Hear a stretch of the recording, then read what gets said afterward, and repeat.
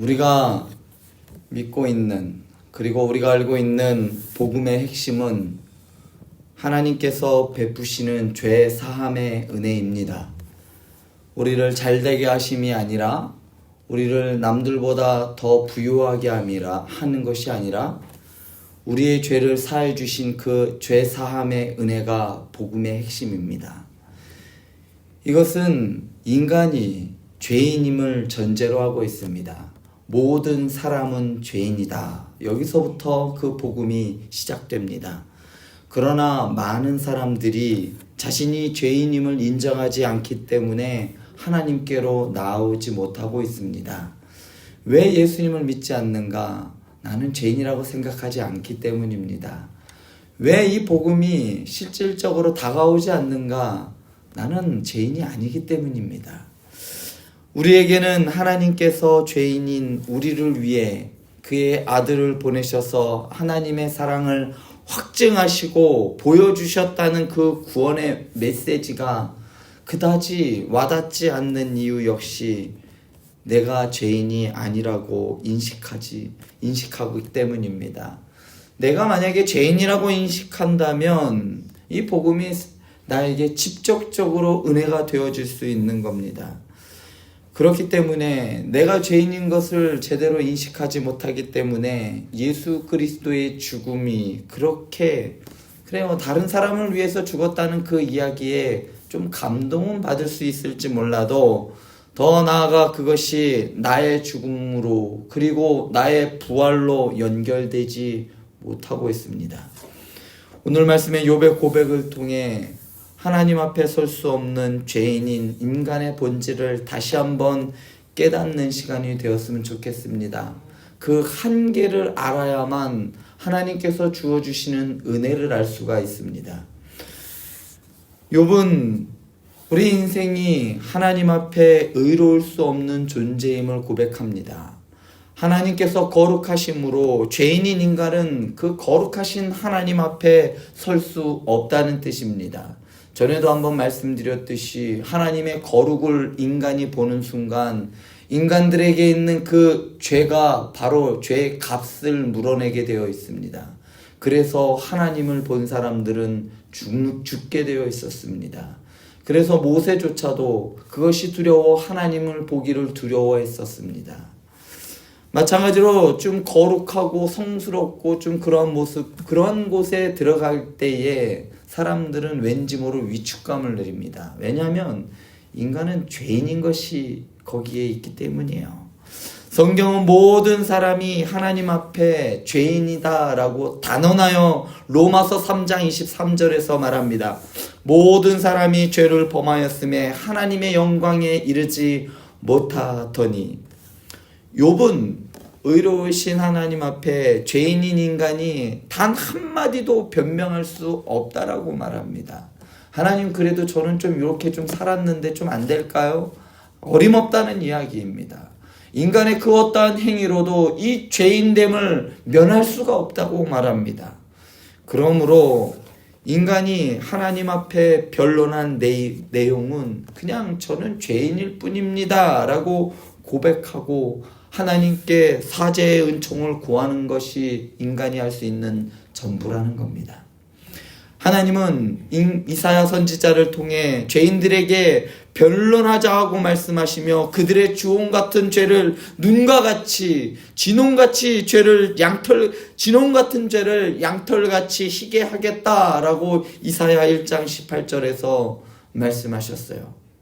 이는 완전히 의로우신 하나님 앞에 인간이 나아갈 유일한 방법이 어디에 있느냐? 바로 하나님의 죄 사함의 은혜를 입는 것밖에 없다는 것이요.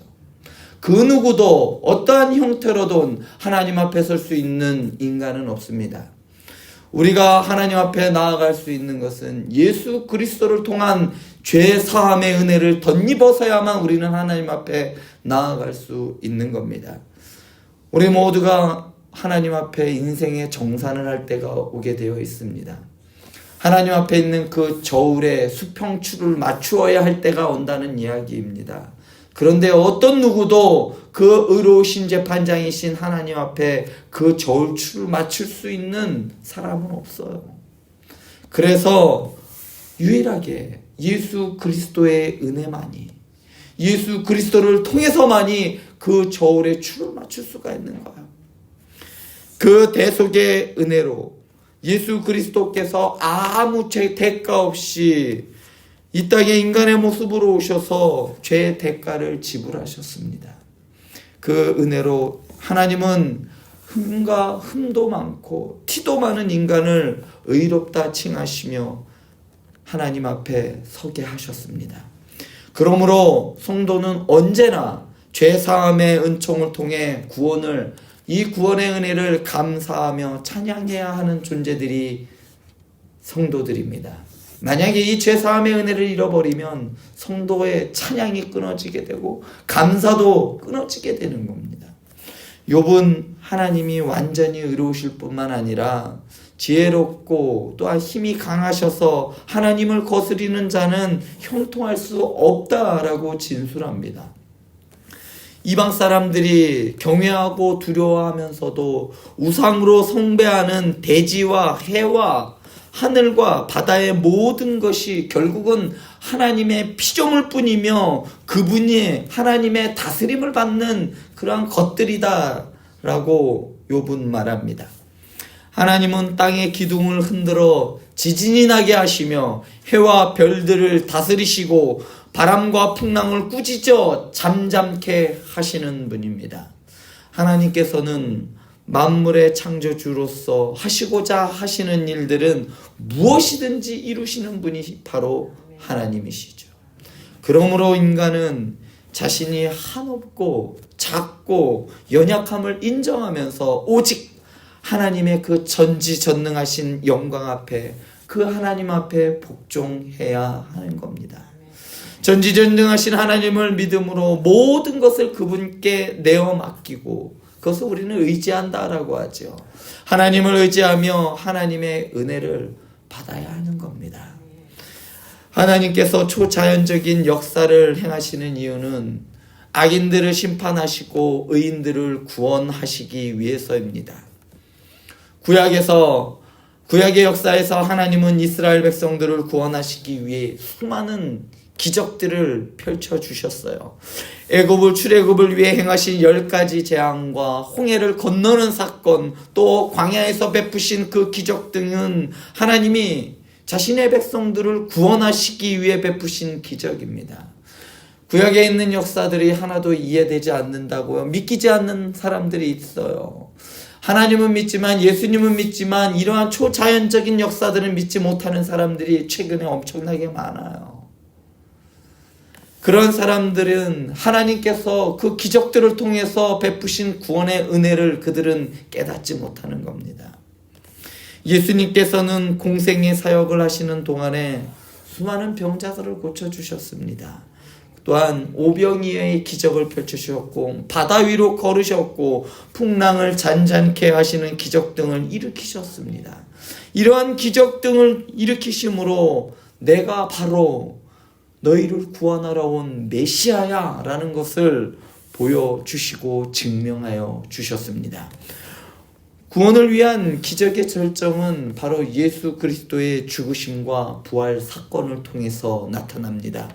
이 기적을 통해서 하나님은 모든 성도들이 다 부활의 기적을 체험할 것을 확증하여 주셨어요.